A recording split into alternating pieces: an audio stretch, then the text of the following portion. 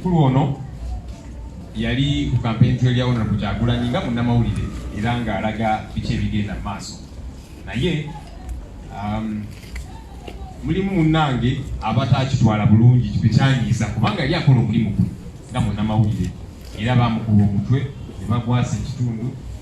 Abasinga kufe twali tumanyi nti afudde era abantu abamu bamubika n'omubika. Naye twebaza Katonda nti yakuuma obulamu bwa Ashraf Kasirye era nga tumwebaza kubanga bulamu. Weewaawo akyali mu bulumi era akyetaaga okujjanjabibwa, akyagenda maaso ne procedures ez'enjawulo okujjanjabibwa okulaba nti awonera ddala. Tukyamusabira munnaffe ono era nga twagala okwebaza Bannayuganda mwenna gye muli mu diaspora, Bannayuganda abali wano mukoze kinene nnyo. Abamu nga musonda akasente okusasulira obujjanjabi bwa Ashraf Kasirye, tubeebaza era nga tumanyi nti akyafuna obujjanjabi era bingi byakyayitamu. Naye twebaza Katonda nti mulamu, asobola okutambula, tasobola kwogera nnyo naye twebaza Katonda nti mulamu. Twongere okumusabira. Thank God for you, brother.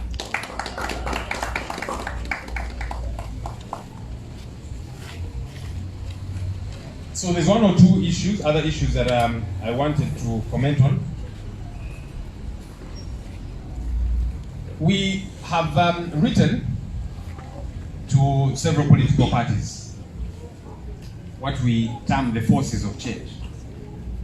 You remember that before the election we met with them, we had an understanding to find a working relationship together. Yes, we did not have a joint presidential candidate going into the election, but we said we are all interested in the same thing.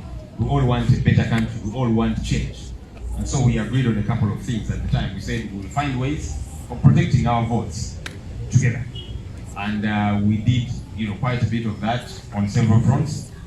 And we thought this relationship should not end with the election. And so we have continued to keep in touch with our colleagues, the other forces of change. And so recently, our team leader, Honorable Kyagulanyi Ssentamu Robert, wrote to each of the party presidents of the FDC, ANT, JEMA, and the Democratic Party.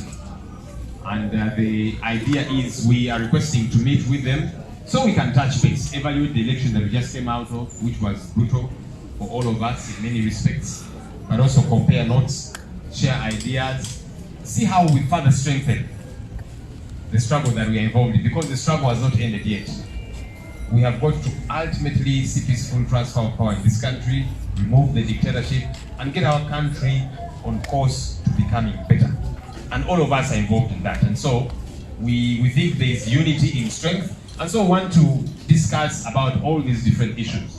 And they have gotten back to us. Tomorrow we are going to visit the FDC leadership at their headquarters in Najana Kumbi to touch base with them, discuss a number of issues, compare notes, as we have said, and see how we continuously move together. And throughout the week, we'll be meeting the others. We'll be letting you know when we meet ANT, JEMA, and the Democratic Party. But we thought that we should communicate that.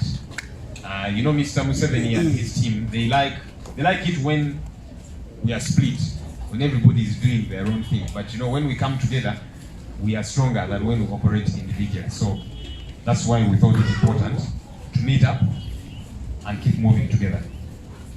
The last issue I want to communicate is in regard to the speakership races, especially at council level. Of course, we are dealing with the one at parliamentary level, and in not too long a while, we'll be communicating how far that has gone. But in as far as the councils are concerned, LC5, that is Kampala Capital City Authority. Of course, the other districts, Wakiso and several others, where we especially have majority councillors, and then the divisions, the different divisions in Kampala and elsewhere, and the municipalities where we have majority councillors. And for that matter, we get to shape the debate of who becomes speaker, deputy speaker. We at one point told our councillors to relax a bit as they were expressing interest, which is a good thing. But at the time we told them, let's relax and deal with this matter. So today, as the party, we are communicating that beginning Thursday, all those that are interested in either becoming speaker or deputy speaker, we are going to have expression of interest forms here at our secretariat. So please come and pick them. Those that are interested, pick them, fill them. There will be information that will be required of you. So starting Thursday, whoever is interested in becoming speaker or deputy speaker, whether it be of KCCA, the different divisions, different districts, beginning Thursday, please come and pick those expression of interest forms and provide the information, and then we shall move. So the process has pretty much begun. We'll be meeting up again with our leaders, firstly those that will have expressed interest, and then resultantly with our councillors, because ultimately the decision lies with the councillors. They're the ones that vote. So yes, we are involved as a party. We guide the process because NUP has majority councillors in a number of these councils, and that's how we are involved, so that it is organized. But ultimately, the decision rests with the councillors. But even as we say this, of course, eventually we shall have speaker, deputy speaker for KCCA, different divisions, Wakiso, etc., etc. But ultimately,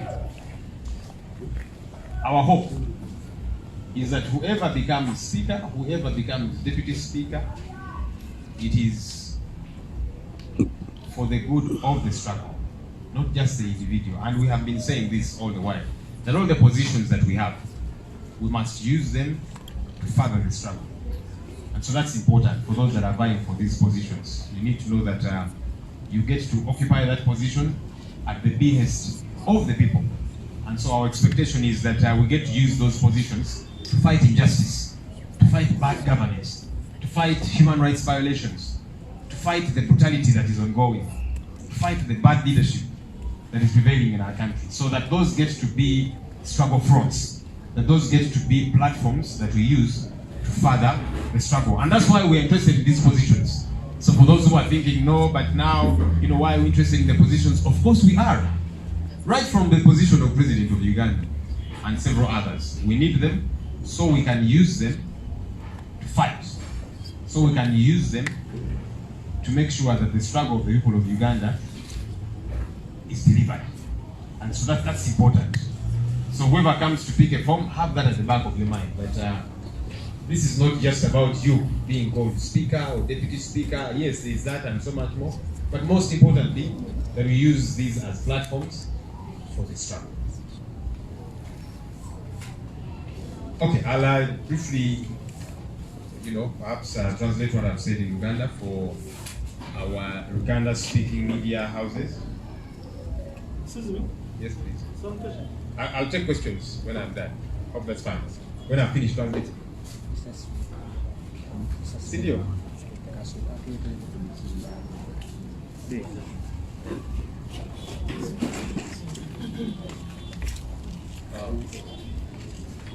Temuliro wedda. Ebyaddala.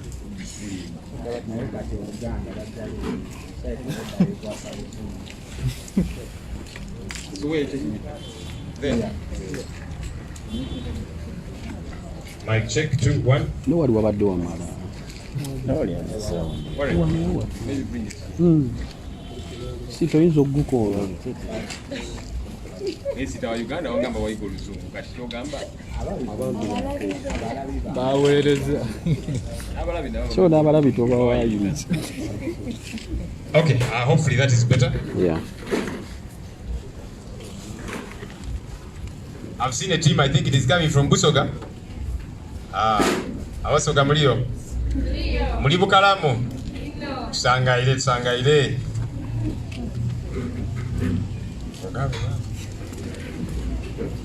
Okay, so I'll just quickly translate what I've said into Luganda, and then I'll invite 1 or 2 leaders to say something, and we shall wrap up. We'll take questions, and then we'll wrap up. Olunaku lwa leero lunaku lwa bannamawulire. Tulujjukira era nga luyitibwa World Press Freedom Day.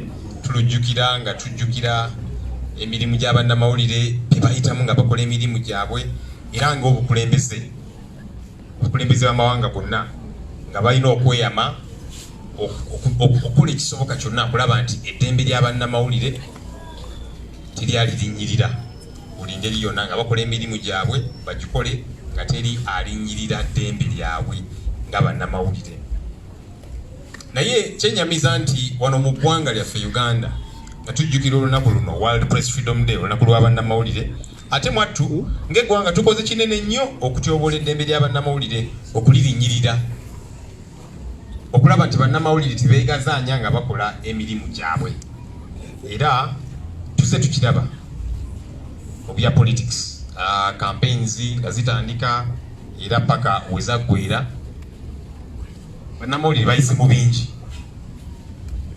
Bannamawulire bayise mu bingi nnyo, era abasinga ku bo balina ebisago, abasinga bakyalina malwaliro, abamu baalemalira ddala kubanga yali akola mulimu gwe, naye ate gavumenti nga teyagala ekole omulimu ogwo, kubanga Namawulire bwakola omulimu gwe n'alaga abasirikale nga batulugunya abantu, n'alaga poliisi byekola ebikyamu, aba abalabisa ne bagamba kale kati ono atulabisa gwe tuba tugendera, gwe tuba tukuba, gwe tuba tumenyaamenya, gwe tuba tulemaza, ekikolwa ekikyamu. Njagala kubasomera ku bantu abamu betuze tutambula nabo campaigns era abatuusiddwako ebisago bannamawulire. Gye twatandikira eri mujja kujjukira twagenda mu Arua mu by-election, era mu by-election eyo bannamawulire baaliyo naye abamu baakubibwa, bayisibwa obubi. Abamu ku bo Herbert Ziwa owa NTV, Ronald Kaliwanga owa NTV n'abalala bangi. Bano tebaakoma kubakuba kyokka, naye mwattu babateekako n'omusango inciting violence, okukuma mu bantu omuliro, nti akozeseza kamera ye okukuma mu bantu omuliro ate ng'akola mulimu gwe nga munnamawulire. Kubanga ng'omusirikale bw'obanga kyokola si kikyamu, lwaki oba otya kamera? Lwaki oba otya munnamawulire? Kati oyagala omukube aveewo oba alekeraawo okuteeka ku katambi by'oli mu kukola, bw'obanga okikakasa nti by'okola bituufu. Lwaki tuba tutya bannamawulire tutuuke okubayisa obubi? Era bwe twava mu byalwa Honorable Kyagulanyi n'abalala nga bakwatiddwa, waliwo okwekalakaasa era kwayitibwa Free Bobi Wine protests, era bannamawulire bangi batuusibwako ebisago. Omu ku bo ye Mwami Akena owa AFP. Akena ono ne kaakano yalemalira ddala munnange, yalemalira ddala. Mujjukira Mwami Museveni yali ku TV n'agamba nti Akena ono baamukuba nga balowooza nti mubbi w'akasimu. Nolaba kugamba okuwuddisa bannayuganda, yali alina kamera ye era ng'alina n'ebimwogerako ebiraga nti munnamawulire. Naye tugamba nti kale kati mwategedde teyali mubbi, yali munnamawulire, mukozeewo ki? Naye abamutuusaako obulabe ne kaakano tebakwatibwanga, tafunanga bwenkanya kubanga yalemalira ddala, n'okukola yalekeraawo okukola. Akena tafunanga bwenkanya, naye teri yakwatiddwako. Bwe twagenda mu campaigns era nga Honorable Kyagulanyi atalaga ebitundu by'eggwanga eby'enjawulo, bannamawulire bangi baatuusibwako obulabe, baakubibwa, abamu ku bo bakyalina enkovu, abalala bakyapookya na biwundu.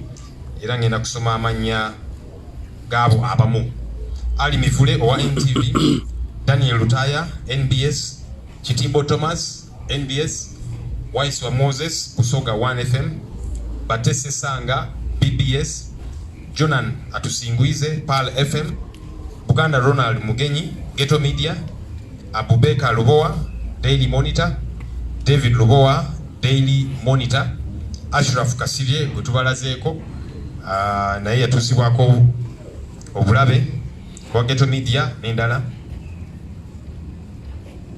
Era mu campaigns ezimu Honorable Kyagulanyi yagenda e Kalangala.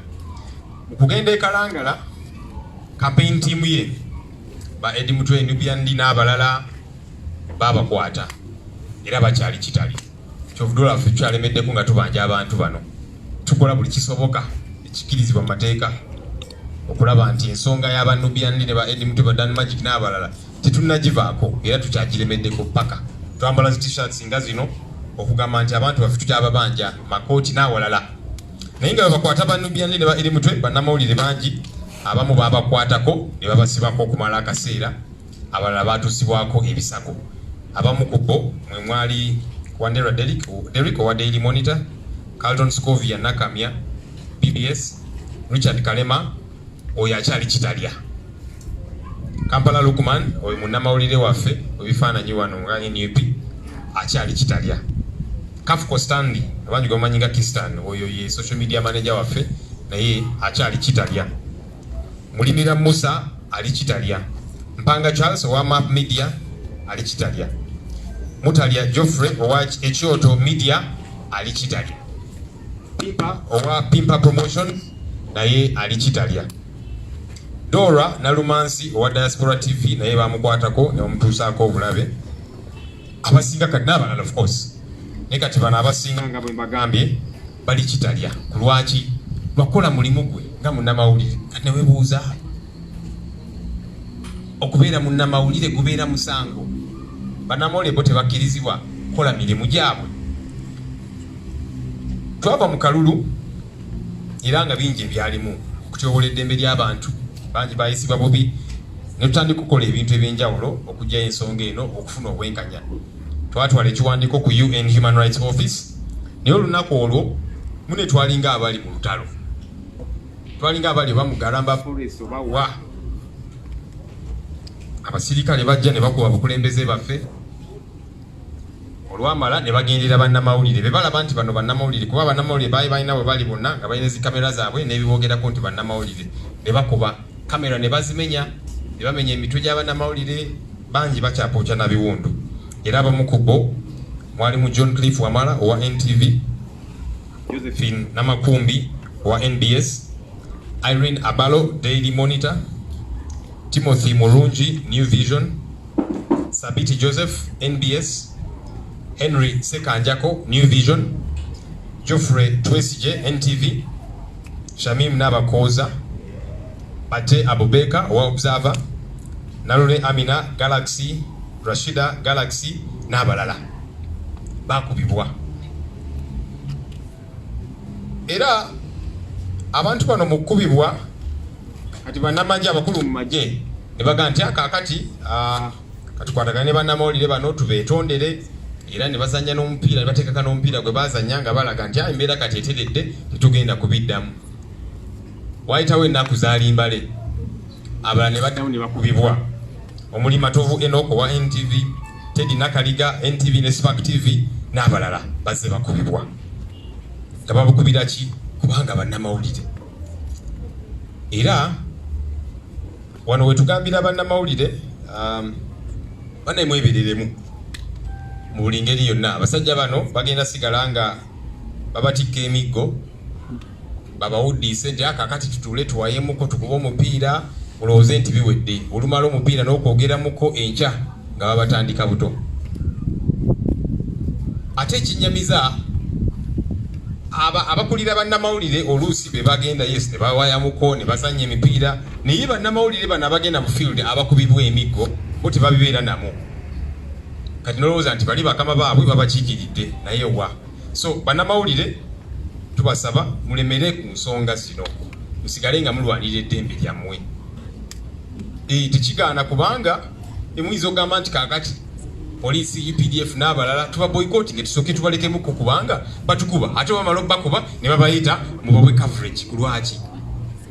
So twebereremu mu buli ngeri yonna era mu bufu bwe mutusaba bakama bammwe abakulira ebitongole eby'amawulire tubasaba bannaaye muyimirire wamu ne bannamawulire bammwe kubanga oluusi munnamawulire abatalina mwasirizi abatalina eddoboozi terivaayo bulungi kati nga gwe mukama we olina okulemera ku nsonga eyo kubanga ate oluusi bakama bammwe bebalemesa nti akakati kakana yes bakubye naye biwedde kale ddayo okole nakukakanya olwokubanga oba yafunye esimu okuva mu State House oba awalala.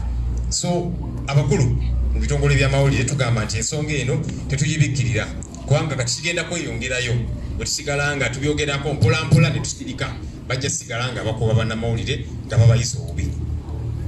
Ate mu bufu bwe bumu tusaba abakulu abakulira ebitongole by'amawulire bannamawulire mubongere kasaala. Ensonga eyo nkulu. Nze nali mawulire okumala emyaka 14 nali mu bitongole ebyenjawulo. Kyenjogerako nkimanyi nti bannamawulire watu akasente bafuna katono oluusi ne bamusindika okukavaringa story tebamuwadde na transport kati baagala atambule paka era atambule akomewo afiling story. So abapulira ebitongole by'amawulire bannabawulire tubajjukire kubanga munnamawulire bw'omulabirira obulungi n'omuwa akasente akategeerekeka ajja kukola nnyo kubanga wakola ennyo kati sente ziba zingira mu kitongole advance n'endala naawe boosi n'ofunamu kati lwaki mwagala okamente gye mutaliisa ensonga eyo nkulu nnyo naye ffe nga NUP twagala okwebaza bannamawulire ebitongole byannamawulire naye okusingira ddala bannamawulire okusigala nga mukola omulimu gwammwe obuzibu obw'ekitalo ne babatiisatiisa ne babakuba ne babayisa obubi naye ne mugaa nti tugenda kulemerako tukole omulimu gwaffe nga bannamawulire so tubeebaza temusigadde nga mukola emirimu gyammwe era nga NUP twagala okubeebaza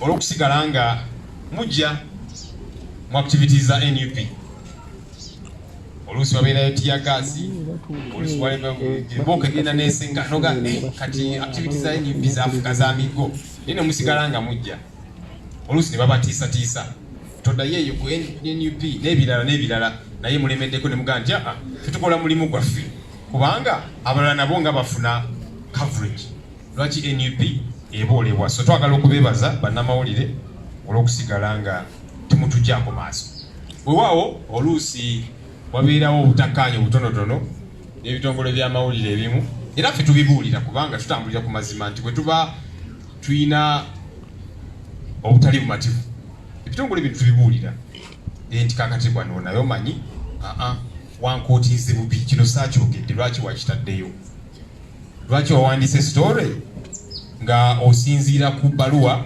enkyamu zetuyita fake letter so tuze tubyogerako era twagala okwebaza ebitongole bya bannamawulire olw'okutuwuliriza nga twemulugunya ku nsonga zino ezimu era ezisinga nezigezaako okutereeza bwe tuba twemulugunyiza era katusabe tujja sigala nga tutambula obulungi ffenna awamu naye mu buufu obwo tusaba wabeerewo obwenkanya nti bannamawulire abayisiddwa obubi bannamawulire abatulugunyiziddwa abakola ebintu bino mwattu bamanyikiddwa era nga ffe tugamba nti wabeerewo obwenkanya ebyokuba munnamawulire ate ne bakongerayo bwongezi ranka mu kifo ky'okukangavulwa tugamba ebyo bikolwa bikyamu tujja sigala nga tugamba obwenkanya bubeerewo justice ensonga endala gye mbadde njagala okwogerako ng'ekibiina kya National Unity Platform tuze nga tugezaako okukwatagana ne bannaffe bannankyukakyuka bannaffe